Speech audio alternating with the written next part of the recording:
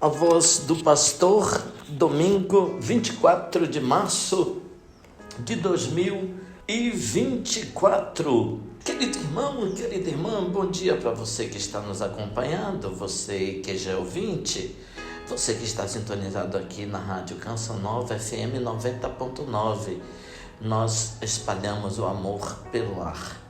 Que alegria chegar até você que é de Vitória da Conquista e cidades vizinhas, através deste programa A Voz do Pastor.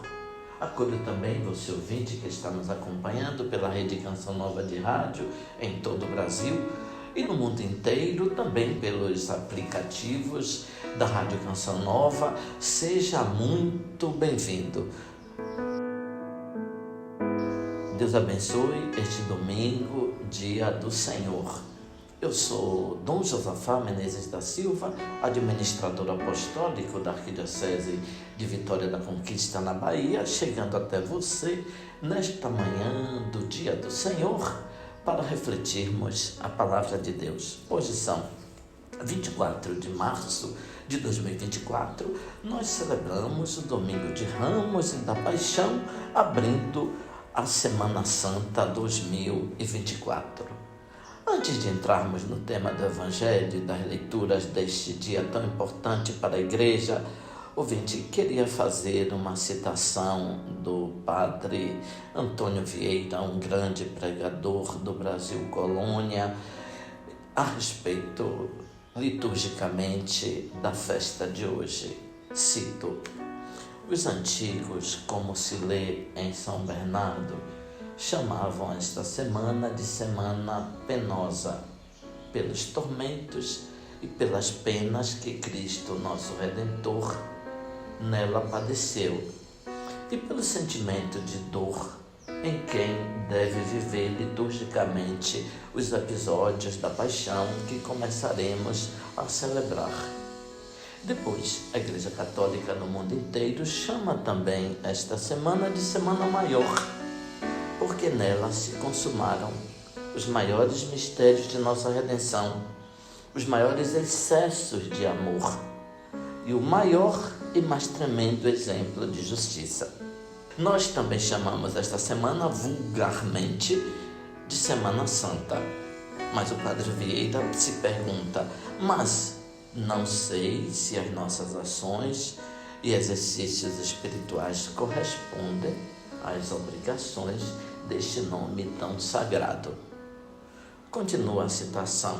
Santo Agostinho, São Basílio e São Pedro Crisóstomo comparam os 40 dias da Quaresma aos 40 dias do dilúvio universal. Naquele dilúvio choveu castigo. Nestes 40 dias de Quaresma chove a misericórdia. Os castigos não nos emendam, as misericórdias não nos abrandam. Somos de barro. Assim como o barro endurece com os raios do sol, assim também nós, com os favores de Deus, não nos abrandamos, antes até nos endurecemos ainda mais. Começou a chover o dilúvio no tempo de Noé, alagaram-se na primeira semana os vales e os cômodos mais baixos das casas e dos edifícios. Então os homens subiram para os quartos mais altos. Choveu a segunda semana, as águas subiram nos quartos mais altos, alcançando os telhados.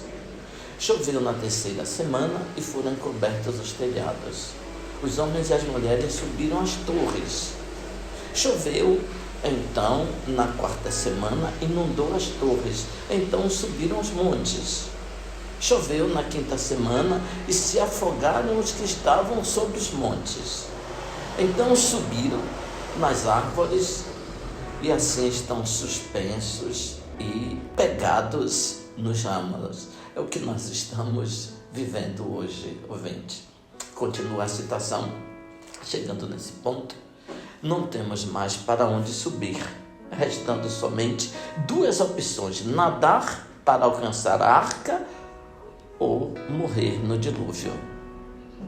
Os daquele antigo dilúvio não podiam nadar, nem se salvar na arca de Noé, porque uns estavam longe, outros não sabiam da existência da arca, e todos, porque a arca tinha somente uma porta, estava com as portas fechadas, porque Deus fechou por fora e levou a chave da arca.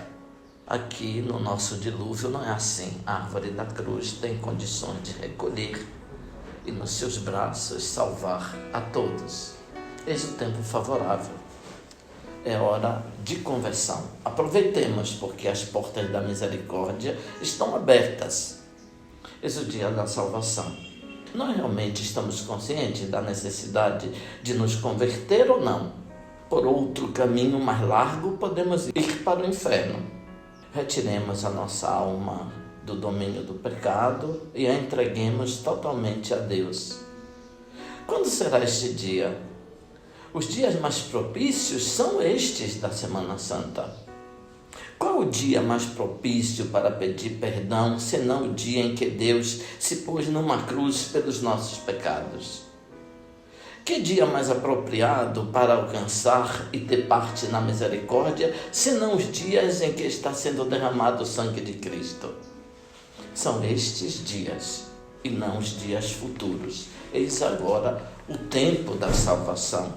Eis o dia, então, de nossa conversão, o dia de reconciliação e de paz.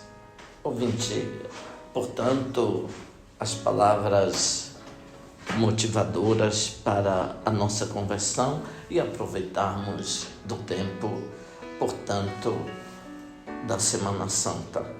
Vejamos o Evangelho, ouvinte. São previstos 2 textos do Evangelho de Marcos, mas nós aqui iremos comentar sobretudo o trecho que será lido na procissão de Ramos, simbolizando a entrada triunfal de Jesus em Jerusalém. Escutemos o capítulo 11 de São Marcos, os primeiros 10 versículos. Quando se aproximaram de Jerusalém, na altura de Betfagé e de Betânia, junto ao Monte das Oliveiras, Jesus enviou 2 discípulos, dizendo: Ide até o povoado que está em frente, e logo que ali entrardes, encontrareis amarrado um jumentinho que nunca foi montado. Desamarrai-o e trazei-o aqui. Se alguém disser: Por que fazeis isso? Dizei: O Senhor precisa dele, mas logo o mandará de volta. Eles foram e encontraram um jumentinho amarrado junto de uma porta do lado de fora na rua e o desamarraram. Alguns dos que estavam ali disseram: O que estás fazendo desamarrando esse jumentinho? Os discípulos responderam como Jesus havia dito, e eles permitiram. Levaram então o jumentinho a Jesus, colocaram sobre ele seus ramos e Jesus montou. Muitos estenderam seus mantos pelo caminho, outros espalharam ramos que haviam apanhado nos campos. Os que iam na frente e os que vinham atrás gritavam: Hosana, bendito que vem em nome do Senhor, bendito seja o reino que vem, o reino de nosso pai Davi, Hosana no mais alto dos céus. Antes de narrar esses episódios que lemos hoje, o Vinte Jesus diz, indignado, aos irmãos Tiago e João, as seguintes palavras: Sabeis que aqueles que vemos governar as nações as dominam, e os seus grandes as tiranizam. Entre vós não será assim, ao contrário. Aquele que dentre vós quer ser grande, seja o vosso servidor. Aquele que quer ser o primeiro, seja o servo de todos, pois o Filho do Homem não veio para ser servido, mas para servir e dar a vida em resgate de muitos. Depois diz ao cego de Jericó: Que queres que eu te faça? O cego diz que ele quer ver, e Jesus assim propicia a visão para o cego. Esse é o Messias que está se aproximando de Jerusalém. Os discípulos e o povo têm outra visão e preparam para ele uma entrada triunfal no modelo dos Messias davídicos, dos reis deste mundo. Não é isso que Jesus fará. Mas escutemos, ouvinte, passo por passo do Evangelho. Quando se aproximaram de Jerusalém, na altura de Betfagé e de Betânia, junto ao Monte das Oliveiras. A meta da viagem de Jesus é alcançada, Jerusalém. São citadas, portanto, algumas localidades antes da chegada de Jesus à Cidade Santa, que é citada, portanto, por primeiro. Os estudiosos observam o termo Jerusalém utilizado por Marcos não foi o que indica o aspecto sagrado da cidade enquanto sede do templo, mas simplesmente Jerusalém enquanto sede política, lugar, portanto, de governo. Em diversos lugares, Jerusalém é vista como uma sede onde vivem os adversários de Jesus, onde Jesus será morto. Betfagé era um distrito situado fora da cidade de Jerusalém, que tecnicamente começava no limite do templo, diante dos muros orientais da cidade. Betânia está situada a quase 3 quilômetros da cidade. Dizer que Betânia está situada nas proximidades do Monte das Oliveiras é dizer que está situada, portanto, num lugar que era o lugar de oração. O Monte das Oliveiras era, segundo a tradição, o lugar onde o Messias, vindo do Egito, se manifestaria ali sobre o alto da montanha. Deste local, Jesus envia 2 de seus discípulos. Os nomes dessas localidades são sugestivos. Betfagé, a casa dos figos. Logo em seguida, Jesus conta a história de uma figueira estéril. Betânia quer dizer a casa do pobre, onde Jesus era acolhido pelos irmãos Lázaro, Maria e Marta. E o destino é Jerusalém, a casa da paz, onde estão o templo e a lei do Senhor. Portanto, a casa dos figos, a casa dos pobres e a casa da paz, Jerusalém. Ali, Jesus, então, abrindo seus braços, fará reconciliar consigo os homens e mulheres de todas as tribos e raças, de todas as línguas e nações. Fará a paz, porque morrerá por todos. Continuemos, ouvintes. Jesus enviou 2 discípulos, dizendo: ide até o povoado que está em frente, e logo que ali entrardes, encontrareis amarrado um jumentinho que nunca foi montado. Desamarrai-o e trazei-o aqui. Dos 11 versículos do trecho que nós lemos, 6 são dedicados ao tema do jumentinho. Isso indica a importância do simbolismo. O profeta Zacarias tinha anunciado que o futuro rei messiânico entraria em Jerusalém não entre os rumores e esplendores dos carros e dos cavalos, mas cavalgando um humilde jumento. Zacarias, capítulo 9. Os povoados são os lugares onde as ideias do judaísmo tradicional são mais arraigadas. O texto diz que o jumentinho está amarrado e que nunca foi usado. Como entender? O jumento não é um animal que até agora os reis de Israel tenham utilizado. Ele está amarrado e nunca foi usado. Os reis até agora montavam a cavalo ou vieram, portanto, cavalgando burros, não um jumento. A ordem de Jesus é desamarrar e trazer até ele para que seja, então, muito bem utilizado. Isso é uma novidade. O judaísmo vigente não utiliza essas profecias de humildade do Messias. O Messias vem de carros e de cavalos importantes, não de jumentinho. Portanto, o jumentinho está amarrado e nunca foi utilizado por ninguém. Será utilizado por Jesus. O texto diz que Jesus monta nesse jumentinho. Podemos também entender a não utilização do jumentinho no sentido cultural. O animal escolhido para conduzir Jesus não foi utilizado por nenhum homem até agora. e, portanto, pode ser utilizado no culto e na religião. Na antiguidade, estando o animal puro e íntegro, ele é, portanto, adaptado para utilização no culto, para utilização, portanto, do Filho de Deus, do Messias de Israel. Podemos continuar a compreender o simbolismo do jumentinho. Os jegues são os animais que levam os bens de primeira necessidade para os locais de acesso dificilíssimo. São os animais dos sertões mais brabos. Significa, ouvinte, que o novo rei vai nos lugares mais distantes levar os bens que as populações carecem. É um rei novo, um rei que traz a paz onde os outros fizeram a guerra e a violência. Não tem nada a ver com os esplendores e os poderes exteriores, com a força e a violência. Não leva outra coisa ao rei senão a sua própria pessoa. Não pretende subjugar nem dominar ninguém. Quer ganhar a todos, conquistar a todos na sua relação com Deus, como demonstrou a sua atuação precedente e como demonstrará em continuidade quando chegar em Jerusalém. Se alguém disser, por que fazeis isto? Dizei, o Senhor precisa dele. Como entendemos, ouvinte? O Senhor precisa.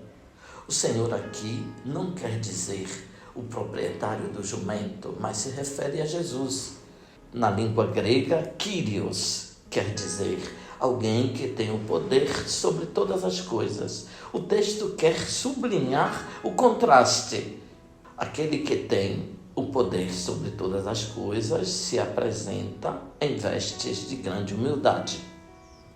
É a primeira vez que Jesus se autodesigna com o título de Senhor. Em todo o Evangelho, até agora, ele disse o Filho do Homem. Agora se expressa com a sua verdadeira identidade, Senhor. Mas se trata de um rei humilde, manso, pacífico, cujo trono será um madeiro, onde revelará a sua verdadeira realeza, servir e amar sem medidas. As multidões ficaram decepcionadas com essa nova perspectiva e, ao invés do servo Jesus, as multidões irão preferir mais tarde Barrabás. A cidade de Jerusalém, depois da destruição do exílio, deve explodir de alegria não pelo fato de que terá um novo rei, mas também pelo fato de o rei ser muito próximo das necessidades do povo. Mesmo sendo vitorioso e poderoso, ele será sempre humilde, estará no meio das pessoas compartilhando os seus problemas. Renunciará o aparato dos reis históricos para retomar a cavalgadura dos príncipes antigos. Levaram então o jumentinho a Jesus, colocaram sobre ele seus mantos e Jesus montou. Muitos estenderam seus mantos pelo caminho, outros espalharam ramos que haviam apanhado nos campos. Os mantos, ouvinte, representam a própria pessoa que a utiliza. Quando o Evangelho diz que muitos colocaram os mantos sobre o animal e Jesus montou o animal, o Evangelho quer sublinhar que as pessoas então se disponibilizam e se colocam em condição de submissão ao Messias para que ele possa então dominá-las. Ao colocar seus mantos sobre a estrada, também as pessoas estão realizando a mesma ideia. Elas estão ali para a submissão. Digamos que estão ali para ser pisoteadas pelo Messias, pelos cavalos do Messias. Mas não será essa a posição de Jesus. Jesus não pisoteará as pessoas. Ele vai amá-las, ele vai servi-las. Os mantos jogados, portanto, sobre o jumentinho, acrescentam-se aos outros estendidos no chão pela multidão, juntamente com os ramos retirados das árvores. Assim eram recebidos os reis vencedores. Vejamos, ouvinte, que o jumentil não é de Jesus, nem a sua montaria. O povo colabora cedendo os próprios mantos. Jesus é um rei diferente dos reis arrogantes que esbanjavam roupas suntuosas para impressionar. Jesus é assim um rei pobre, manso e pacífico que entra em Jerusalém. A cena se assemelha àquela que Davi foi consagrado. A cena se assemelha à de Davi consagrado rei, segundo Samuel, capítulo 2, versículo 4. Os que iam na frente, os que vinham atrás, gritavam: Hosana, bendito que vem em nome do Senhor. Bendito seja o rei que vem, o reino de nosso pai Davi. Hosana no mais alto dos céus. O grito Hosana literalmente significa: Senhor, dai-nos a salvação. É um grito de aclamação e uma invocação, um pedido de ajuda. Era utilizado sobretudo no 7º dia da festa das tendas. A multidão dos discípulos exulta e canta de alegria. Cumpre-se então o anúncio do profeta Zacarias. Exulta a filha de Sião, grita de alegria, filha de Jerusalém. Eis que o teu rei vem a ti. Ele é justo e vitorioso, humilde, montado no jumentinho, jumento filho de jumenta. O povo vê nele o que vem em nome do Senhor, aquele que foi enviado e vem trazer tudo aquilo que Deus prometeu. O povo espera que por meio dele seja restabelecido o esplêndido reino de Davi. Em nenhuma outra página do Evangelho, Jesus é cercado de tanto entusiasmo e júbilo. Todas as esperanças de seus acompanhantes estão depositadas sobre ele. Esperam que ele leve a cumprimento as promessas de Deus e outorgue de novo e de maneira definitiva à cidade de Jerusalém o esplendor de domínio e de paz. Dá a impressão que tudo seja um equívoco. Ele não conseguirá corresponder a essas expectativas. De novo, então, virão mais tarde as frustrações. Na verdade, na pregação de Jesus, ele nunca tinha anunciado a vinda imediata do reino de Davi, mas proclamou a proximidade do reino. O reino anunciado por ele não é um domínio terreno. Ele anunciava o amor misericordioso de Deus e a conversão de todos a este amor. Bendito aquele que vem, é extraordinário dizer. Deus vem nesta cidade, neste povoado, por essas estradas, aproxima-se, está às portas. São 6 dias para estarmos próximos de Deus no seu sofrimento. A cruz é a imagem mais pura, mais alta, mais bonita que Deus dá de si mesmo. São os dias que revelam quem é Deus, para que serve, portanto, o seu amor. É para oferecer a salvação sem limites aos homens e mulheres deste mundo. Hoje, no Brasil, acontece a coleta da solidariedade.